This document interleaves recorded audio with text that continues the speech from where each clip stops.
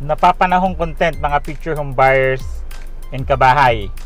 Binabaha ang community or project or subdivision na nabili nyo dito sa Cavite. So for today, September 2, 2024, bagyong Enteng, almost 24 hours pong umuulan and continuous pa rin po yung ulan. So pupunta po tayo today sa mga project na pinagkatiwala or community na pinagkatiwala nyo sa amin. Titingnan po natin kung binabaha ba ito or hindi. Sama-sama tayo mga future home buyers and kabahay, puntahan yung isa sa mga projects or community dito sa Cavite. Tara po! May mga kabahay and future home buyers. So ito po, nakalabas na tayo ng subdivision namin. So tinitiran po namin dito sa General Trias, Cavite. So isa naman to sa mga na-appreciate or na-realize namin na tama yung naging decision namin way back 2016 na dito bumili ng bahay namin ni Mrs. sa General Trias, Cavite. Kung makikita nyo naman yung daan, hindi po binaha ng ilang taon na po rito. Ilang taon na kami rito nakatira, never po itong binaha or nagkaroon ng issue ng baka, even the mga drainage, wala pong issue. So ngayon, unang pupuntahan natin today is si Barangay Hugo Perez, which is sa Golden Horizon. Sa lahat po na nagtiwala sa amin doon, titingnan natin kung binabaha nga ba si Golden Horizon. Tara po! Ito na po ang Golden Horizon. Ito na yung daanan papunta sa community ng Golden Horizon. Kung makikita nyo po ang kalsada, wala po tayong baha, wala rin po tayong imbak ng mga tubig sa daanan.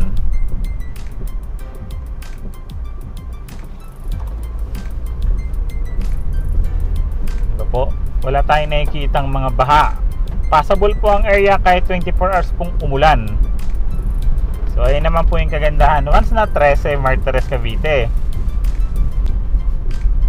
Ito na po ang entrance gate mismo or pinaka-entrance papasok natin sa Golden Horizon community po.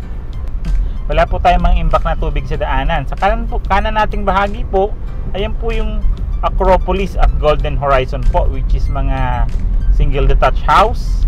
Left side naman po natin ang ating Catholic Church dito sa loob ng community. Of course, Manors at Golden Horizon, single attached house. Good news, magkakaroon po yun ng phase 2. So wala rin po tayong issue ng baha dito. Ito po. Next natin dadaanan naman ay si, once nandito naman po tayo sa rotonda na, kumikita nyo ang linis, wala talagang kabahaba. Right side natin is si Courtyards, which is nandyan si Elena, si Estefania and si Marquesa. Right side naman natin si Estates, of course yung ating school. Kung makikita nyo naman, wala rin po tayong baha.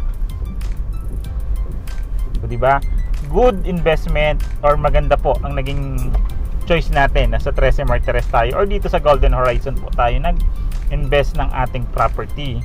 Kasi flood free po, wala po tayong iisipin, may peace of mind po tayo. Vilas 1 and Vilas 2, of course wala rin po siyang baha. Makikita nyo naman po, wala rin po mga imbak na tubig sa kalsada, which is okay po ang drainage system, diba? Ngayon, next natin pupuntahan ay si Villas Phase 3 na nga po. Makikita natin si Daniela, si Catalina, si Shera. May bahaba sa area. Tara po.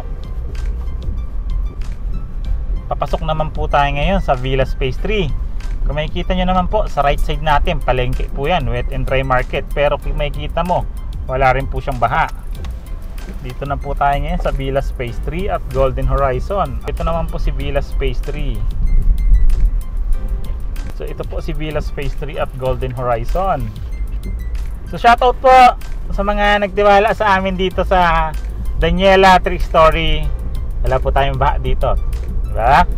So may peace of mind po tayo dito. Maliban sa 3 palapag na po kayo, may peace of mind pa po kasi mismong community hindi pa binaba. Imagine that, main road natin, walang imbak na tubig.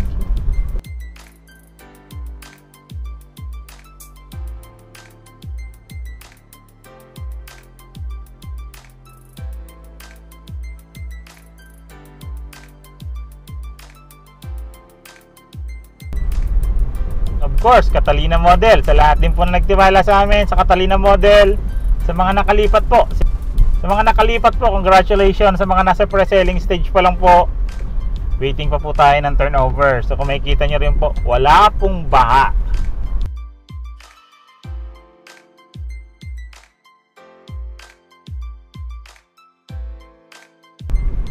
Of course, dito naman po sa right side natin itatayo si Sierra model.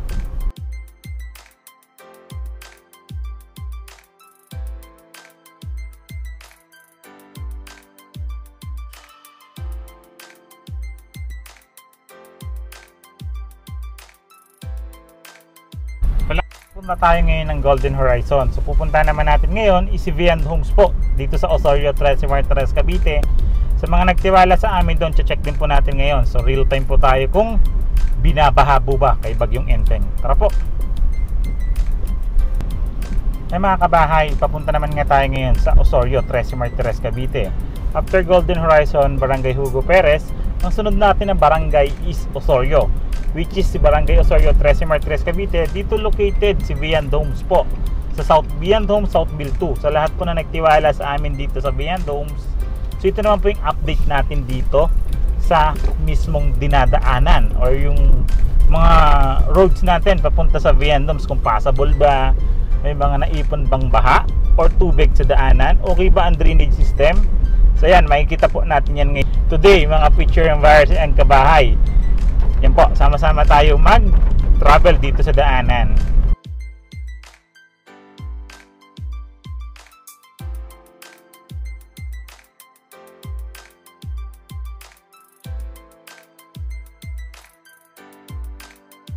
Ito, nandito na po tayo ngayon sa Vian Homes naman para tingnan naman natin yung actual status sa Bagyong Enteng dito kay Vian Homes, kung binabaha ba.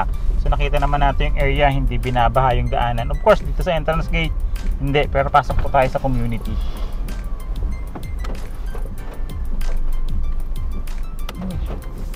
Chief, good morning. Chief, thank you. Thank you. Oh, ginagawa ng phase 1, ng block 1. Yan, ito po mga picture home buyers, kabahay. Mga kabahay po na nagtiwala sa amin sa Vian Homes. Flood free community din po si Vian Homes, di ba? In good news, kung makikita nyo, ginagawa na po ang ating pinaka block 1.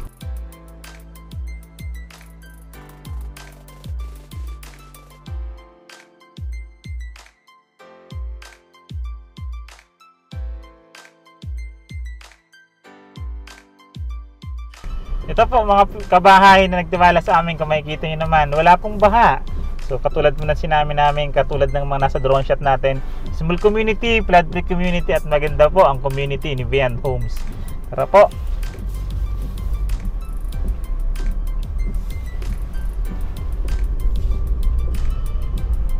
Next po nating pupuntahan is Casa Suerte po, which is dito rin po siya, doon naman po siya sa Barangay San Agustin, Trece Martires, Cavite po.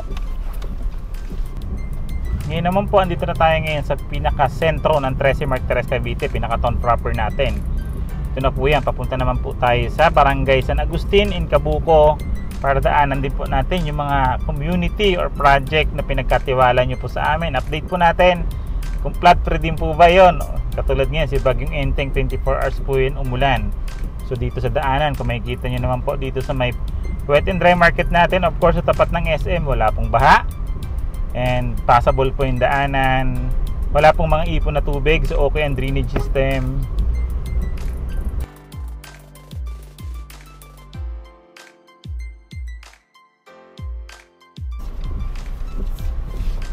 Ito naman po yung papunta dito sa Casa Suerte. So shoutout po sa lahat ng buyers, home buyers, kabahay na nagtiwala po sa amin dito sa Casa Suerte. So i-update din pa natin yung site or yung daanan kung binabaha po ba. So makikita nyo naman po sa daanan natin, madaming puno, ibig sabihin maganda po ang ating area kasi hindi siya babahain. Then maganda rin po ang location kasi kung makikita nyo naman po yung SM, parang 3 minutes, 2 minutes SM na kayo from dito kay Casa Suerte po.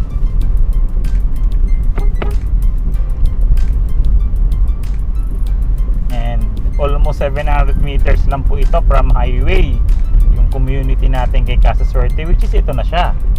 Then nasa halos likodan lang siya ng ating suntorized na Kapitolyo ng Trece Martires ng Cavite po pala, sorry. So ito na po yan, si Casa Suerte po. Yan, ito po yung update natin kay Casa Suerte. Sa left side natin, ayan po, land development. Sa right side naman po natin, nakaland development na din po. So wala pong baha, of course, syempre, kasi maganda nga po ang location natin dito kay Casa Suerte. Ito po, papunta naman tayo. So tapos na tayo kay Casa Suerte. So next natin pupuntahan is Paragon Village. Dito rin po siya sa Barangay Cabuco, 13 Martires, Cavite.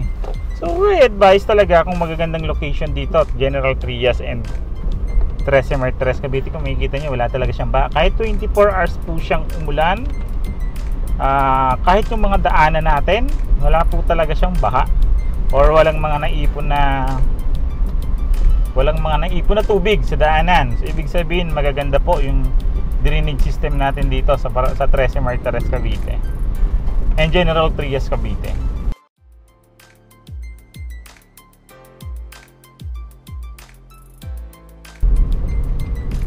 Nandito naman po tayo ngayon kay Paragon Village. Kung makikita nyo po, bago pumasok sa gate, wala rin pong baha. Along the highway din po itong community na to. Then may toda tayo outside, of course.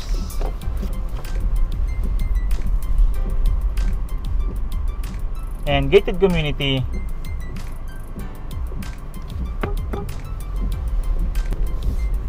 Yan po, kung makikita nyo, ito yung community natin. Model house, of course.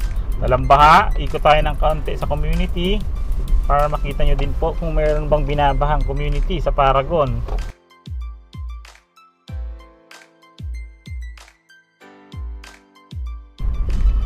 Yan, ito naman yung community ng ating Paragon Village. Talagang since day 1 naman talaga, wala tong issue ng baha. So check natin ngayon, nag-update tayo after a year. Wala po talaga siyang baha or never nagka-issue ng baha dito sa Paragon Village or sa Cabuco, 13 Martires, Cavite. So tapos na po tayo dito sa Paragon Village. Next naman natin is si Brookston Park po.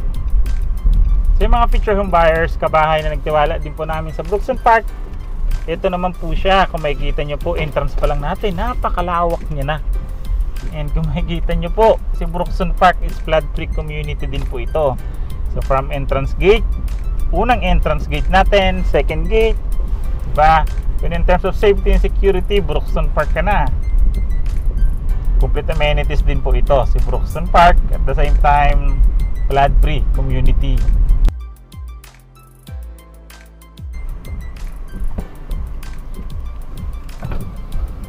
Chief, Rasri po. Magbibideo lang po ako. Opo, opo. Yes, sir. Salamat po, Chief.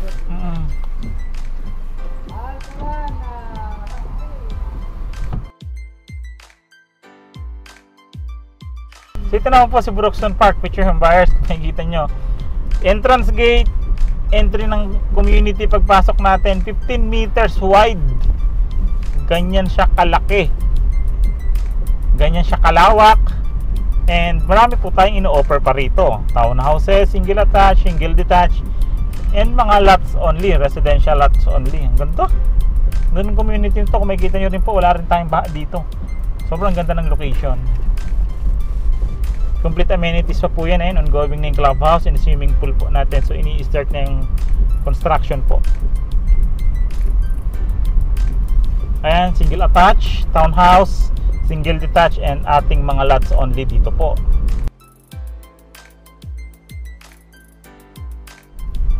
Tapos na po tayo kay Brookston Park po. So next naman natin is si Pacific Town, Cabuco. Tara po, sabay-sabay ulit tayo pumunta ron.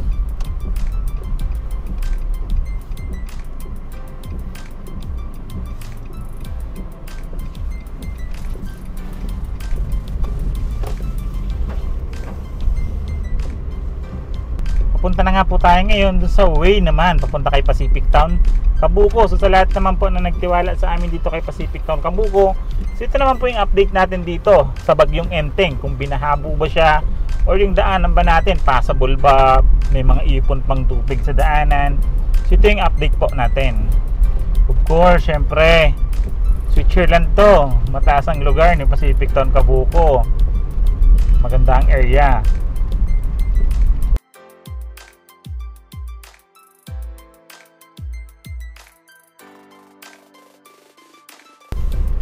Ito po, kung makikita nyo po, wala po tayong baha dito sa dinadaanan natin kasi alam nyo naman sa mga nakapag-avail dito kay Pacific Town Kabuko, ang taas po talaga ng area niya. So magkakaroon pa nga po tayo ng phase 2 dito banda sa may unahan, which is okay din siyang abangan yung phase 2 natin dito, kasi sa mga naghahanap na taga Maynila ng flood free community, flood free na subdivision, meron kayong peace of mind during rainy days, during bagyo days, habagat days, habagat season. Ayan po, meron po tayong peace of mind dito na hindi binabaha ang ating community or lugar po.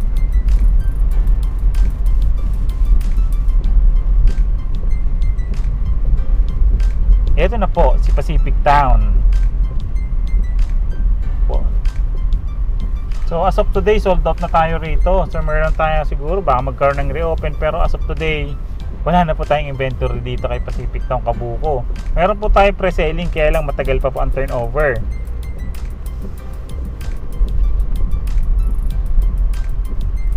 Of course, ayun si entrance gate natin. Tingnan natin kung madadaanan na. So yan, hindi pa rin siya madadaanan, pero ayun na po, patapos na yung ating Pacific Town Kabuko, di ba? So flood free community, Pacific Town Kabuko, check na check sa mga pinunta nating project. Lahat po, wala po naging issue ng baha. For Trece Martires update natin sa mga community, sa lahat ng home buyers namin nagtiwala dito sa Trece Martires Cavite, na pinagkatiwala nyo sa amin yung bahay at lupa nyo, may peace of mind po kayo dito sa Trece Martires Cavite. Simula sa Golden Horizon, which is sa Barangay Hugo Perez, Beyond Home sa Barangay Osorio, Trece Martires Cavite, Paragon Village sa Barangay Kabuko, Trece Martires Cavite, Casa Suerte naman po located sa Barangay San Agustin, Trece Martires Cavite, Brookson Park located naman po sa Barangay Kabuko din po, and of course si Pacific Town, pinakalas po natin si Pacific Town Kabuko. Sa lahat po ng nakapanood nitong home buyers namin, maraming salamat po sa tiwala sa update natin today. May peace of mind po tayo kahit habagat season, may malakas na bagyo, sure na hindi po binabaha. Maraming salamat po sa tiwala nyo po sa amin, sa kabahayan ton, of course sa amin po ni Mrs. Maraming salamat po. Sana po nakatulong tong video po sa inyo ngayong malakas po yung ulan, nagkaroon ng bagyo, nagkatulong po sa inyo na meron po kayong peace of mind sa in-invest yung property. Maraming salamat po. Next natin, Tansa. Abangan nyo po yung video namin sa Tansa.